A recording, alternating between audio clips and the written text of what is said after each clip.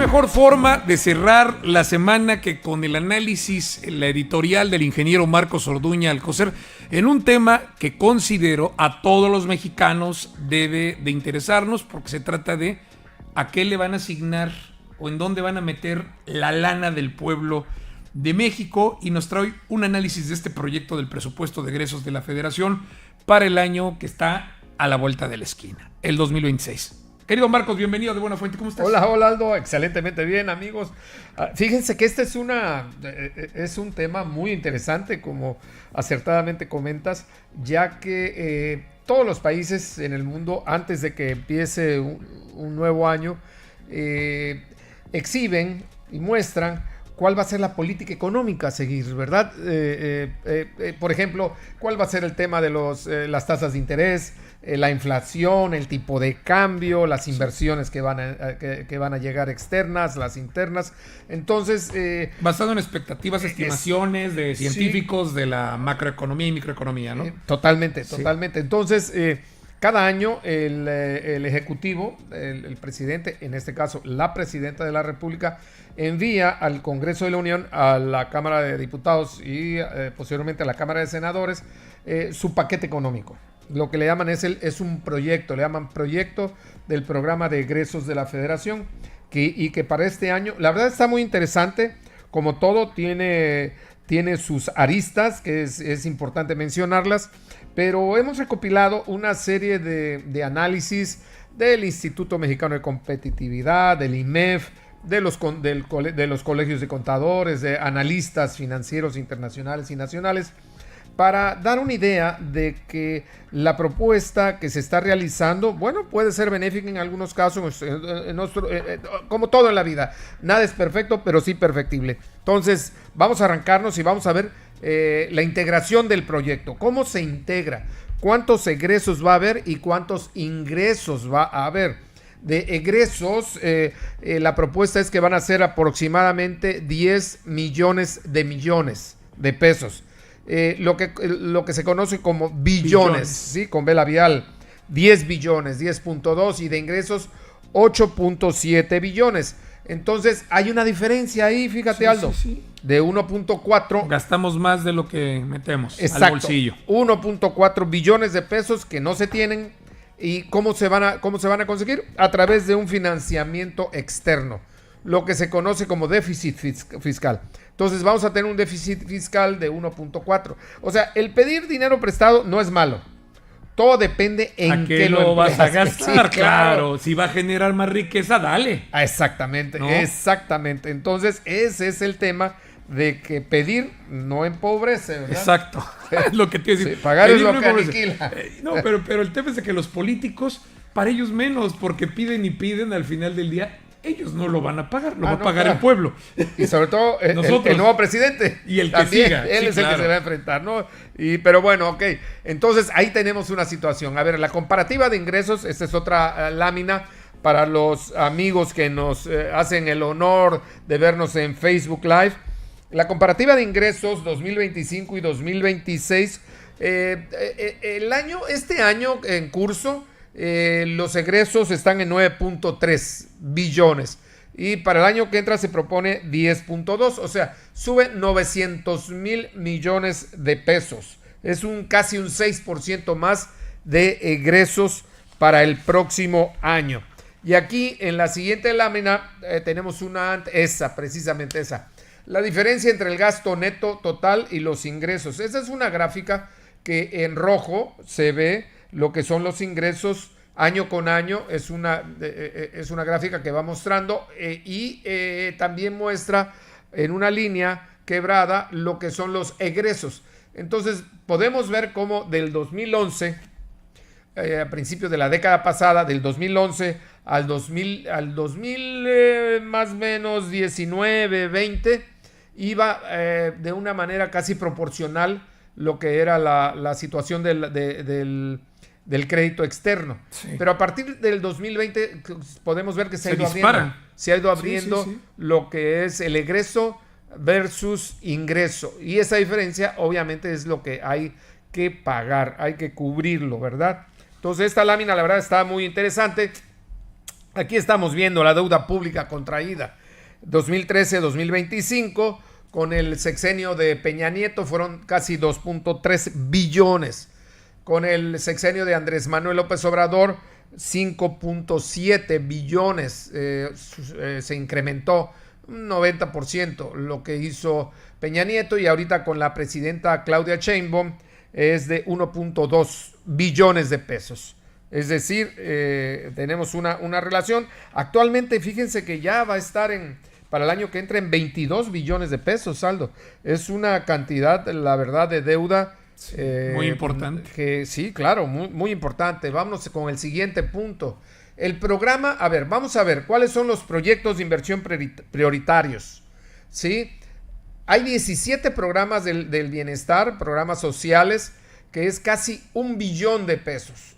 1 billón. Es una cantidad, la verdad, que se incrementa para este año, y es casi el 10% del presupuesto total. Casi el 10%. Mucho dinero. Mucho dinero. Y en proyectos de inversión es el 2% del presupuesto total, 230,000 millones de pesos. Aquí no está incluido la reconversión de Pemex y las viviendas del bienestar, que más adelante lo vamos a mencionar. Ahí no están incluidas. Ahí no están incluidas, exactamente. De los programas sociales prioritarios, hay 5 que tuvieron un incremento muy, muy, muy importante. Por ejemplo, la pensión de mujeres del bienestar subió de 15,000 millones a 57,000 millones de pesos. ¿Cómo se justifica este salto cuántico? Porque es una locura el incremento. 267% nada más. Se incrementa la pensión a las mujeres bienestar. La verdad, este tipo de información pues es muy interesante conocerla, pero no pudimos entrar precisamente para ver cuáles fueron los argumentos que se esgrimen para que se autorice por el Congreso de la Unión este incremento. Hay otros que uno dice, bueno, pues sí, está bien, ¿no? Y va a ser importante que en alguna otra edición, a lo mejor, querido Marcos, pues le informemos a las mujeres de buena fuente, claro, quiénes son las que se encuentran consideradas o que reúnen los requisitos para incorporarse en este programa, para que se sumen, mano, porque ve la cantidad de dinero. Claro. Lo digo creyendo de que este dinero realmente se va a aplicar a mexicanos de a pie y que no tenga otro destino el dinero. Así es. Esto está enfocado básicamente a madres solteras. Madres solteras. Básicamente, a madres solteras. Eso es el tema de las mujeres del bienestar. Hay otro programa nuevo que se llama Salud Casa por Casa, en el cual están visitando paramédicos y médicos y tomando presión, etcétera. Este sube casi un 100%. Hay la beca universal de educación básica, y están la pensión también para el bienestar de las personas con discapacidad. Esta beca, la verdad, sí vale mucho la pena, porque hay muchas personas de todas las edades que tienen discapacidad física, entonces con esto se pueden apoyar. Y el programa maestro que se tiene por parte del bienestar, que es la pensión para el bienestar de las personas adultas mayores, ¿sí? Que se va 5% arriba, es más de $500 million de pesos para este programa, y hay otros 12 más, pero bueno, son producción por el bienestar, programa de apoyo para las niñas y niños, hijas de las madres trabajadoras, Sembrando Vida, etcétera. Todavía continúa el programa Jóvenes Construyendo el Futuro. Beca a nivel medio superior. Fíjate, hoy hablaba con un amigo que su hijo estudia en una universidad pública, que le está costando mucho trabajo allá en Hidalgo, y dice que metió sus requisitos, excelente promedio y todo, y no le dieron la beca esta de nivel superior. Entonces, por eso hacía yo el énfasis de que estos recursos efectivamente estén llegando a la gente que lo necesita y que quiere superarse, ¿no? Porque vamos, enfocados en eso, yo sí creo que es una inversión del gobierno apostar a que los chavos concluyan sus carreras, porque va a ser gente productiva para el país. Ahí sí estoy de acuerdo. Siempre y cuando que se transparente el recurso aplicado. Punto. Así es. Todos los analistas estamos de acuerdo en eso. Pues sí. Bueno, vamos a la otra hoja, que son los proyectos de inversión. Fíjense que hay 20 proyectos, y resalta el hecho que casi el 50% están enfocados en los trenes de pasajeros. Bien. ¿Sí? Movilidad. En la movilidad. es bueno, ese tema es bueno, la verdad, porque sí, pues necesitamos equipar a nuestro país con este tipo de infraestructura, pero también actualmente fíjate que el mantenimiento de las carreteras actuales a lo largo y ancho del país está muy deficiente. Apremia. Muy deficiente. O sea, lo que tenemos apremia resolverlo, porque en la inmediatez el transporte de carga, vamos, hay muchos accidentes, hay mucho problema de merma en las mercancías, hay muchas pérdidas. Sí, y esto es porque tenemos una infraestructura totalmente deteriorada. Y ahorita con el asunto de las lluvias, ahí te cuento, ¿no? Sí, claro. Miren, ¿cuáles son los trenes? El tren México-Querétaro, el tren Aeropuerto Internacional Felipe Ángeles, ese Pachuca. Me va a quedar a todo dar a mí, cuando vaya ya a ver a mis jefes. Ajá. Pues me queda en un tirito ahí Pachuca para llegar pegadito. Sí. Ajá. El tren Saltillo-Nuevo Laredo, el tren Querétaro-Irapuato, el tren Querétaro-San Luis Potosí, mucho apoyo para Querétaro por lo que estamos viendo. El Bajío. El tren Irapuato-Guadalajara, el tren San Luis Potosí-Saltillo, el tren México-Toluca y el tren Maya. Todavía el tren Maya se lleva lana. Sí, se lleva más de un 12-13% de lo que es todo el proyecto de inversión, que son 228 mil millones de pesos.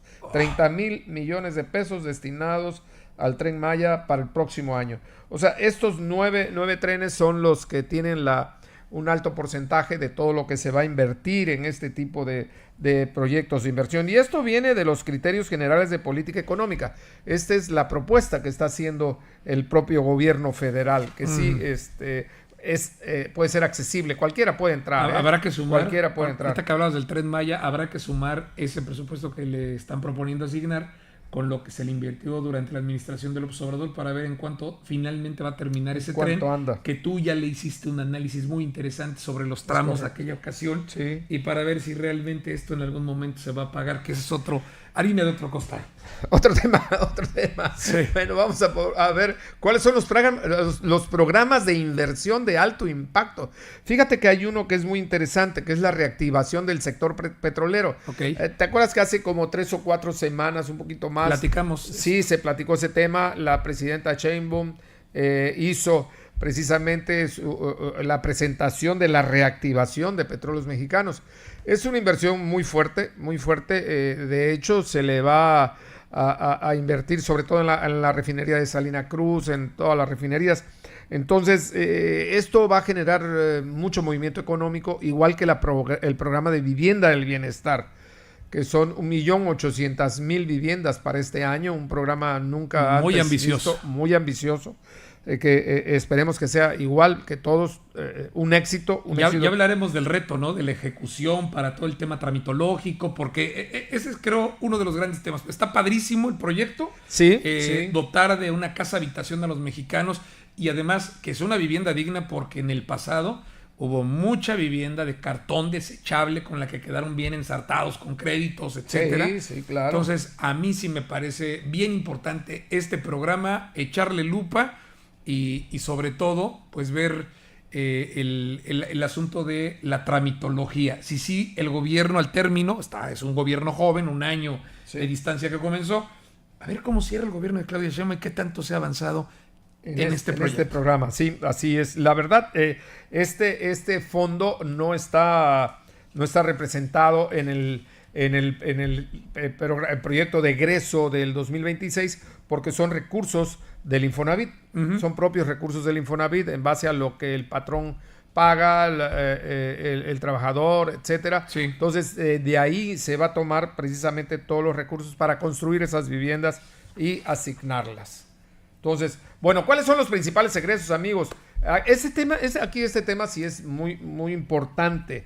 Fíjense que hay el gasto del pago de la deuda, pago de los intereses de la propia deuda, lo que se le envía a estados y municipios, etcétera. Son gastos, se le llama la propia Secretaría de Hacienda y Crédito Público, no programable, no tiene ningún retorno.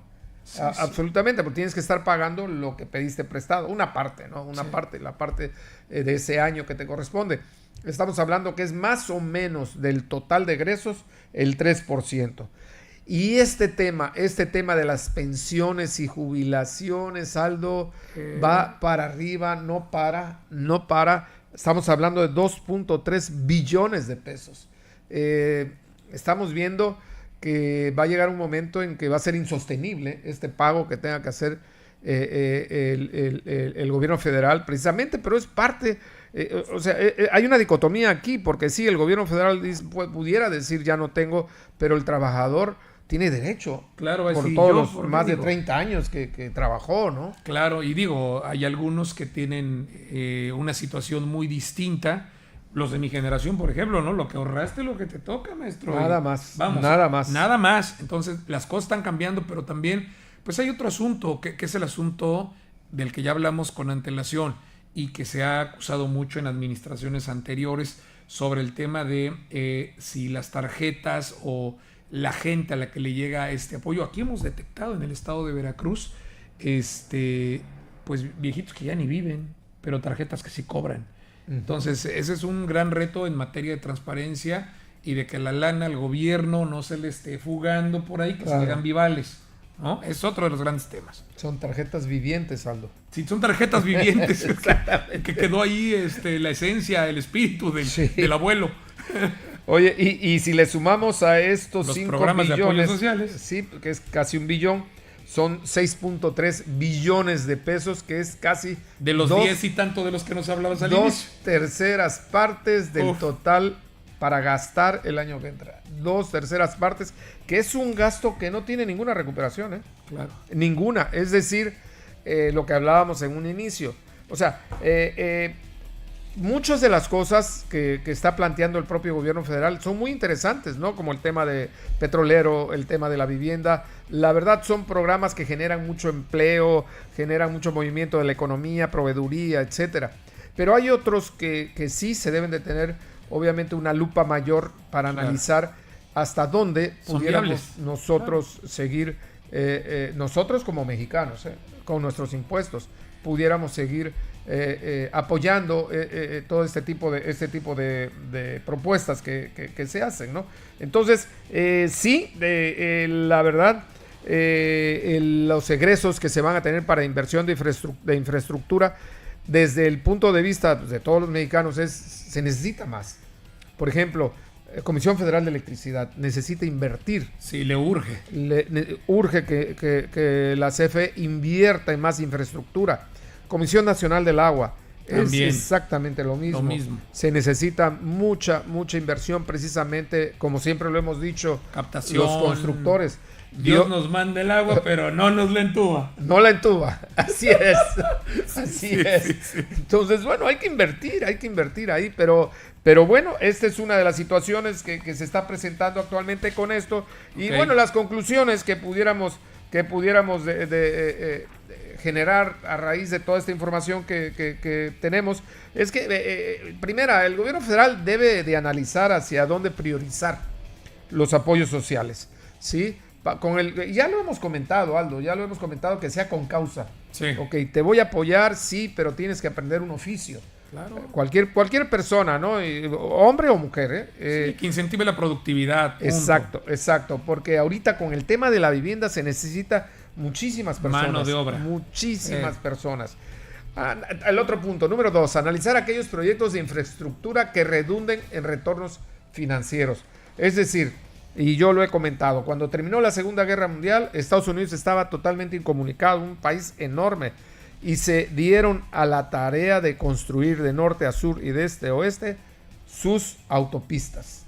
Y si ustedes se fijan y han estado por allá o ver películas, etcétera, todas las carreteras son exactamente iguales. Sí, los señalamientos, todos son exactamente iguales. Bueno, nada más que se llevaron 44 años en hacer todo eso. Sí, y planeación. Fue planeado. Y cada presidente que llegaba tenía obviamente la instrucción de continuar lo que se inició terminando la Segunda Guerra Mundial con Harry Truman, fue esto. Y el punto tercero, terminar con el tratamiento a los grandes grupos empresariales, porque le hacen mucho y le dan vuelta y no quieren pagar o pagan muy poco. Entonces, señores, pues sí. Va a tocar palmarle. Hay que entrarle Sí. y allí el propio gobierno federal tiene que apretar tuercas, independientemente de que sean amigos o que sean los que nos están apoyando con sus comentarios, la gente de muy alto nivel económico. No, por ahí no. Hay que apretarlos igual que nos aprietan a todos los mexicanos. Muchísimas gracias, querido ingeniero Marcos Orduña Alcocer, porque esto que se le da a usted, y sí es importante para mí decírselo, porque ese es el valor que para mí y espero que para usted sea intrínseco con estas participaciones. A ver, se lo da desmenuzadito el ingeniero, pero son un montón de horas y horas de estar revisando y explorando de dónde vienen, a dónde van, y sobre todo, a veces encontramos en medio, o mejor dicho, encuentra el ingeniero, y aquí lo disfrutamos y lo compartimos, pues algunas cosas que incluso hasta los de la oposición no ven y que deberían poner especial atención para que cuando se discuta esto, realmente se llegue al mejor uso del recurso público de este país. Querido Marco, ya nos comió el tiempo. Te agradezco muchísimo. No, muchísimas gracias. Excelente presentación. Muchísimas gracias. Y rápidamente, estamos conscientes que el gobierno federal tiene la mejor intención para todos los mexicanos. Eso estamos todos conscientes y de acuerdo. Nada más que nosotros desde este lado hacemos comentarios para poder mejorar. ¿Sí? Como decimos, no todo es perfecto, pero sí perfectible. Así es, y sobre todo con todo lo que se ha venido, lo que ha venido sucediendo en el país y lo que tiene por delante el gobierno, pues tiene que ponerle freno de mano a muchos de los correligionarios que se han salido. Lo dijo apenas la presidenta. Aquellos que se estén pasando de listos, así es, pues les va a caer el chahuizle. Vamos a ver si es cierto. Nos vamos. Gracias, Eric Subversa. Gracias, Willy Tejeda. A toda esta producción, a nombre de ellos, gracias a usted por su generosa atención. Nos despedimos con lo más viral del día. Lo que le encargo es fin de semana. Pásela muy bien.